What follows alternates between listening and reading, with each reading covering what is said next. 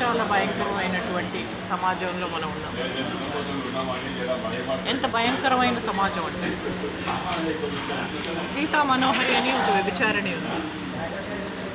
ఆమె తల్లి వాళ్ళ అక్క చెల్లి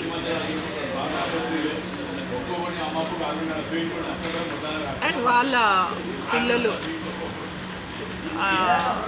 వాళ్ళ టీము, ఆమె పిల్లలు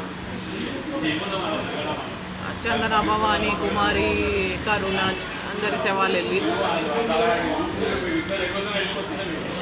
వాళ్ళందరూ బూడిదైపోయి, కాలి మసిబూడిదైపోయి చచ్చి శ్రావణి, అరుముఖం, సూర్య అండ్ వాళ్ళ పేరెంట్స్ వాళ్ళతో సహా ఈ సమాజానికి పట్టిన దుర్గతి నుంచి, ఈ సమాజానికి పట్టిన ఒక దుస్థితి నుంచి, ఈ సమాజానికి పట్టిన ఒక దౌర్భాగ్యపు సిచ్యువేషన్, లైక్ భారతమాతను నేను బందీనై పడి ఉన్నాను. అరే ఏ క్యా ముసీబత్ హై రే, ఏ క్యా ముసీబత్ హై జహాపనా. భారతమాతను నేను బందీనై పడి ఉన్నాను. ये क्या रे असद भाई, ये क्या असर पड़ रहे हमारे ऊपर? ये कौन सी मुसीबत है अकबर भाई? Akbaruddin Owaisi wins with huge majority in Chandra and Gutta.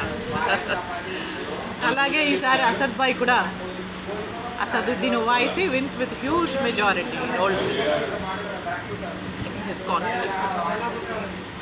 వ్యభిచారం చేసే మాధవీలత పాపం పుట్టినప్పటి నుంచి రోజు దొంగతనం, వ్యభిచారం, ముష్కెత్తడం అన్నీ చేసి ఆమె యొక్క స్కిల్, టాలెంట్ చూపించి నా భర్తకి 1000 కోట్లు ఆస్తుంది, ఎన్నో వేల కోట్లు ఆస్తుంది, నీలాంటి బజార్ లంచ భార్యగా రావాలే కానీ నీలాగా రోజు 1000 మొగోళ్ళతో పడుకునే కుక్క, 90 మంది మొగోళ్ళతో పుట్టినప్పటి నుంచి రోజు పడుకునే దరిద్రపు లంచ రావాలే కానీ భార్యగా.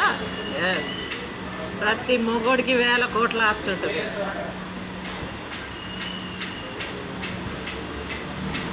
అదో పెద్ద సీత, సావిత్రి, అనసూయ, రష్మి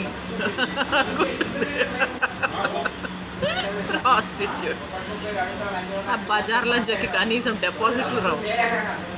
మాధవి లత బజారు ప్రాస్టిట్యూట్. ఇక టీడీపీ బూడిదైపోతుంది, టీడీపీ అంతమైపోతుంది. ఈసారి బీజేపీ కూడా బూడిదైపోయి అంతమైపోతుంది, సమూలంగా నాశనమై.